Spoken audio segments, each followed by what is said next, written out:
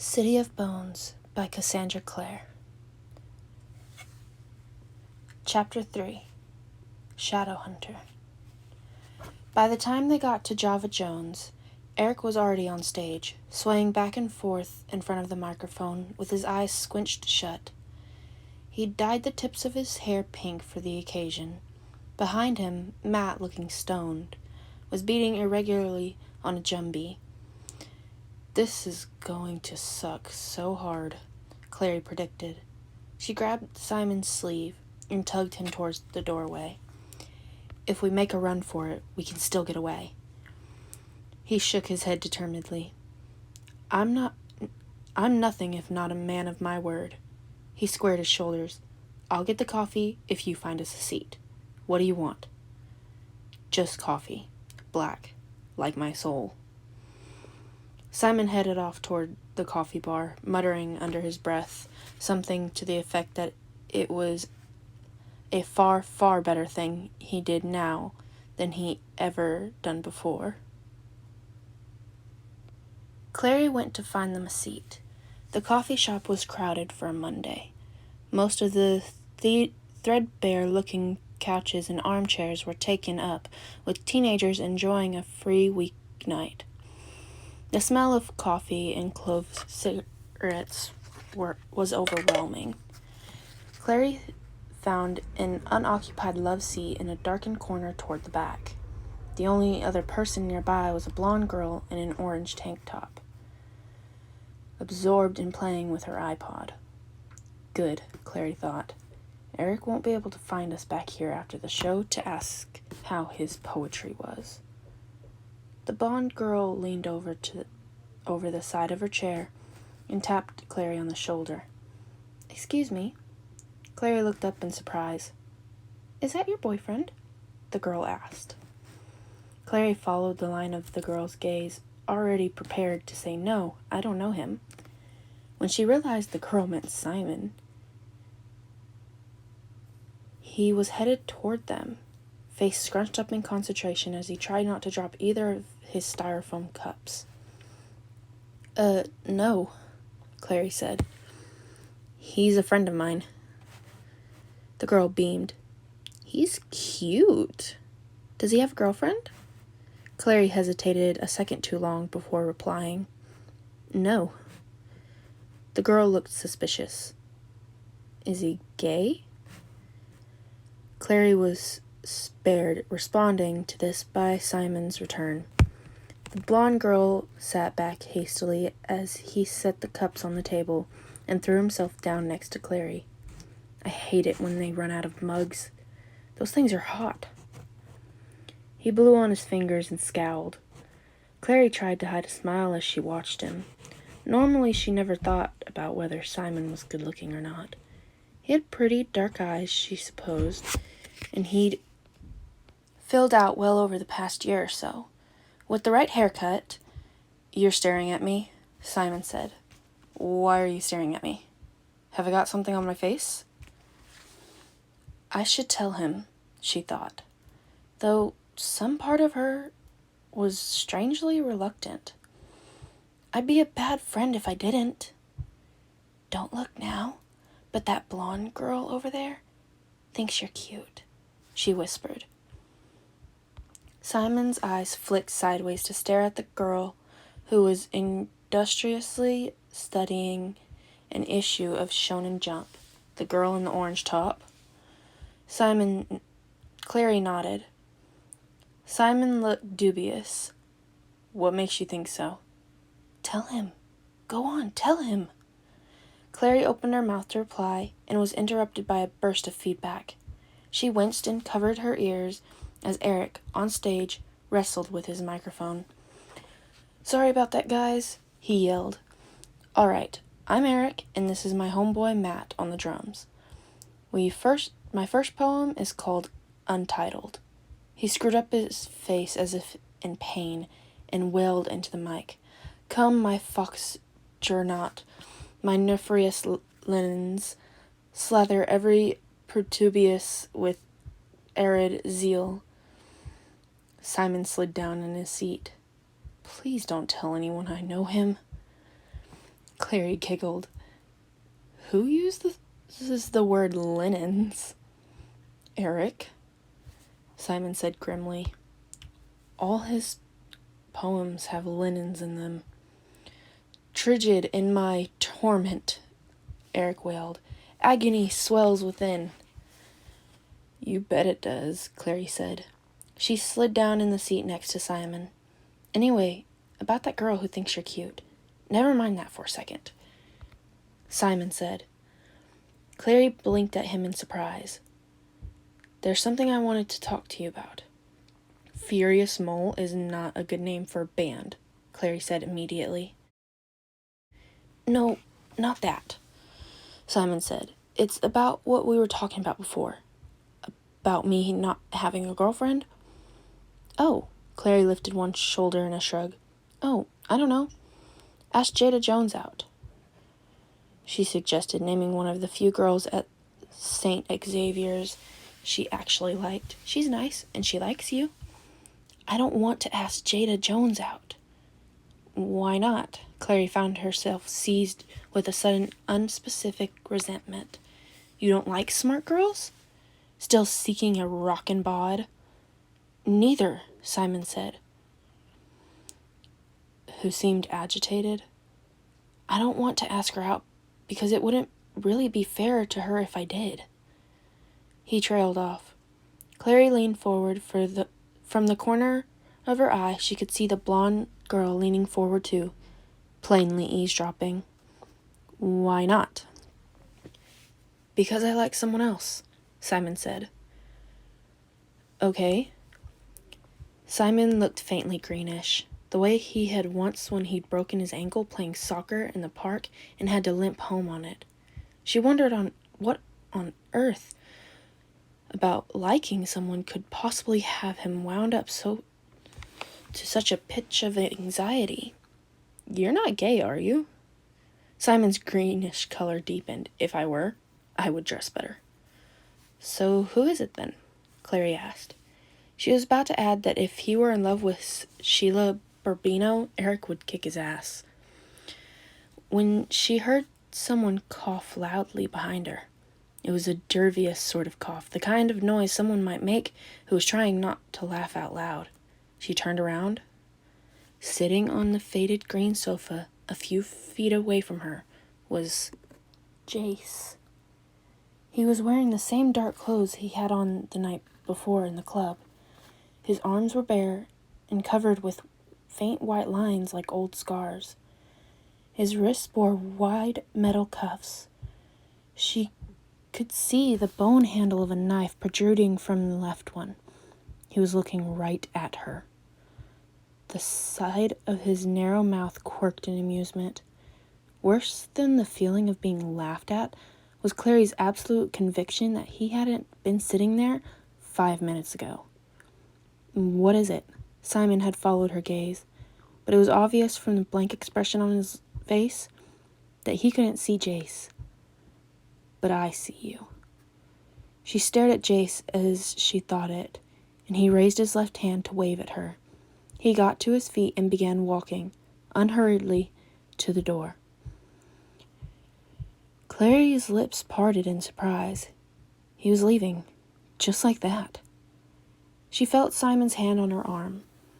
He was saying her name, asking her if something was wrong. She barely heard him. I'll be right back, she heard herself say, as she sprung off the couch, almost forgetting to set her coffee cup down. She raced toward the door, leaving Simon staring after her. Clary burst through the door, terrified that Jace would have vanished into the alley shadows like a ghost. But he was there, slouched against the wall. He had just taken something out of his pocket and was punching buttons on it. He looked up in surprise as the door of the coffee shop fell shut behind her. In the rapidly falling twilight, his hair looked coppery gold. Your friend's poetry is terrible, he said. Clary blinked, caught momentarily off guard. What? I said his poetry was terrible. It sounded like he ate a dictionary and started vomiting words up at random. I don't care about Eric's poetry. Clary was furious. I want to know why you're following me. Who said I was following you? Nice try. And you were eavesdropping too. Do you want to tell me what this is about? Or should I just call the police? And tell them what? Jace said witheringly. That invisible people are bothering you? Trust me, little girl. The police aren't going to arrest someone they can't see. I told you before, my name is not little girl, she said through her teeth. It's Clary. I know, he said. Pretty name. Like the herb, Clary sage. In the old days, people thought eating the seeds would let you see the fair folk. Did you know that? I have no idea what you're talking about. You don't know much, do you? He said. There was a lazy contempt in his gold eyes. You seem to be a mundane like any other mundane, yet you can see me. It's a conundrum. What's a mundane? Someone of the human world. Someone like you. But you're human, Clary said.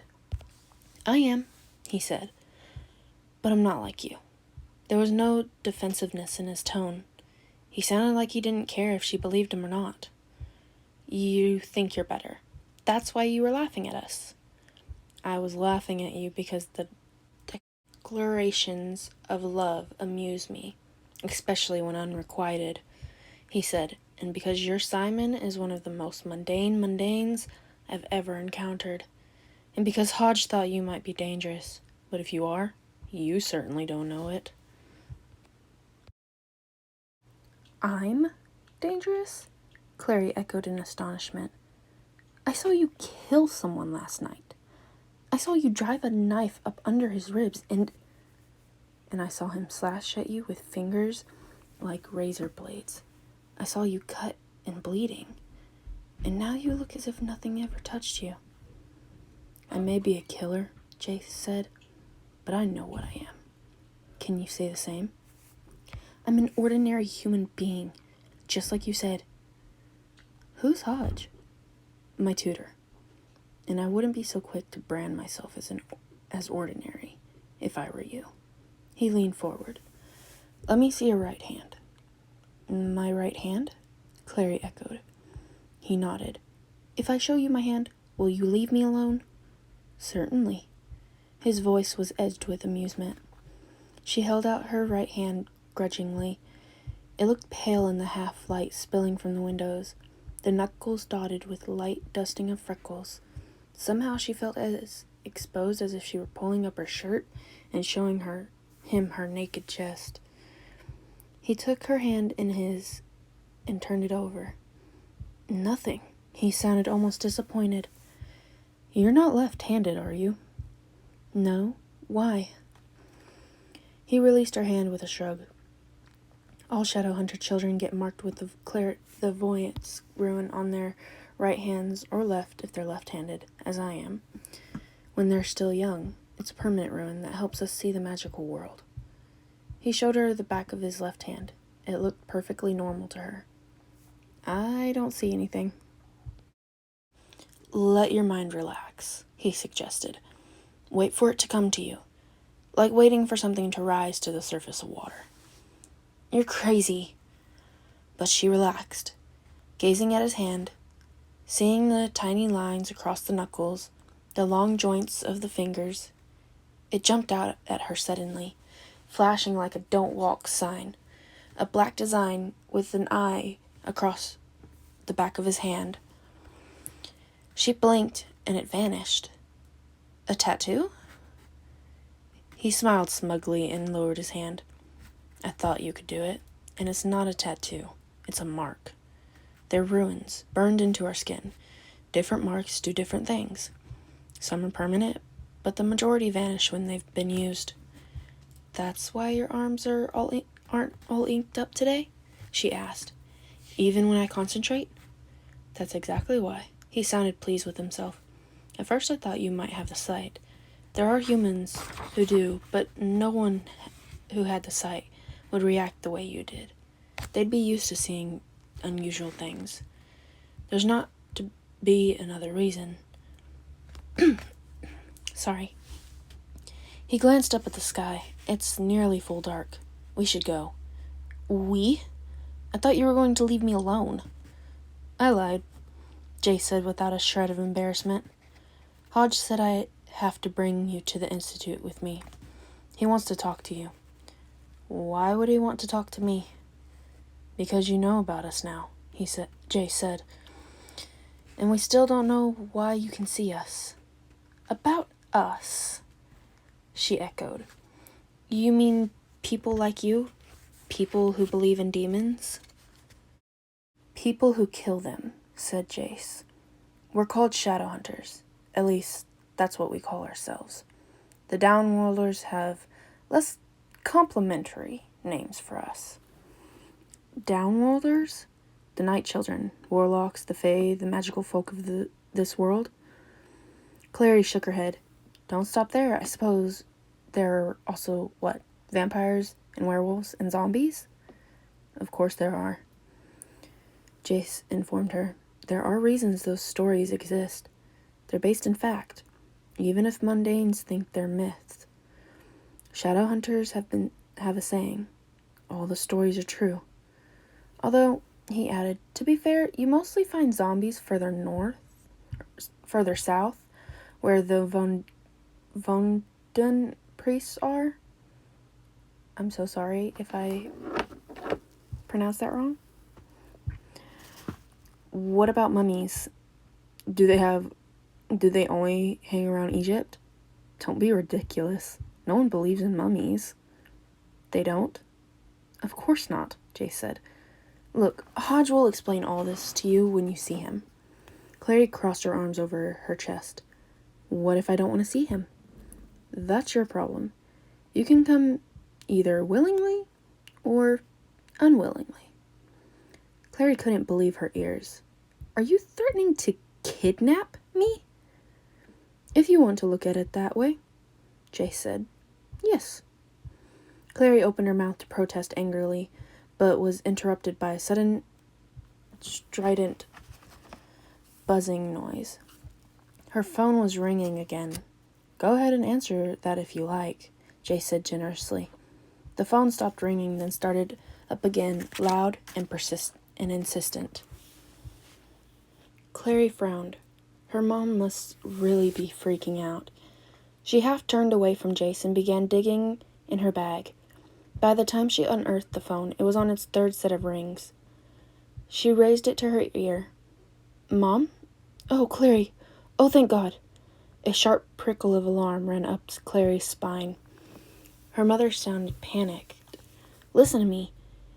It's all right, Mom. I'm fine. I'm on my way home. No! Terror scraped Jocelyn's voice raw. Don't come home. Do you understand me, Clary? Don't you dare come home. Go to Simon's. Go straight to Simon's house and stay there until I can... A noise in the background interrupted her. The sound of something falling, shattering, something heavy striking the floor. Mom? Clary shouted into the phone. Mom, are you all right? A loud buzzing noise came from the phone. Clary's mother's voice cut through the static. Just promise me you won't come home. Go to Simon's and call Luke. Tell him that he's found me. Her words were drowned out by a heavy crash like splintering wood. Who's found you? Mom, did you call the police? Did you... Her frantic question was cut off by a noise Clary could never forget. A harsh, slithering noise, followed by a thump. Clary heard her mother draw a deep breath before speaking, her voice eerily calm. I love you, Clary. The phone went dead. Mom? Clary shrieked into the phone. Mom, are you there? Call ended, the screen said. But why would her mother have hung up like that? Clary? Jace said. It was the first time she'd ever heard him say her name. What's going on? Clary ignored him. Feverishly, she hit the button that dialed her phone home number. There was no answer except a double-toned busy signal. Clary's hands had begun to shake uncontrollably. When she tried to redial, the phone slipped out of her shaking grasp and hit the pavement hard. She dropped to her knees to retrieve it, but it was dead, a long crack visible across the front. "Damn it!" Almost in tears, she threw the phone down. "Stop that." Jace hauled her to her feet, his hands gripping her wrist. "Has something happened?" "Give me your phone," Clary said, grabbing the black metal oblong out of his shirt pocket. "I have to—" "It's not a phone," Jace said, making no move to get it back. "It's a sensor. You won't be able to use it." "But I need to call the police." "Tell me what happened first." She tried to yank her wrist back, but his grip was incredibly strong. "I can help you." Rage flooded through Clary, a hot tide through her veins. Without even thinking about it, she struck out at his face, her nails raking his cheek. He jerked back in surprise. Tearing herself free, Clary ran towards the light of 7th Avenue. When she reached the street, she spun around, half expecting to see Jace on her heels. But the alley was empty. For a moment, she stared uncertainly into the shadows. Nothing moved inside them. She spun on her heel and ran for home. Hi everyone, I'm so sorry for leaving y'all hanging. Please make sure to like and subscribe, and I will be updating as much as I can. I am still a student, so it is going to be a bit difficult to update during the weekdays, but the weekends will be a lot easier for me to get videos done and uploaded. So please bear with me. Make sure to like and subscribe and comment what you think and any tips or book recommendations that you would like me to read. Bye!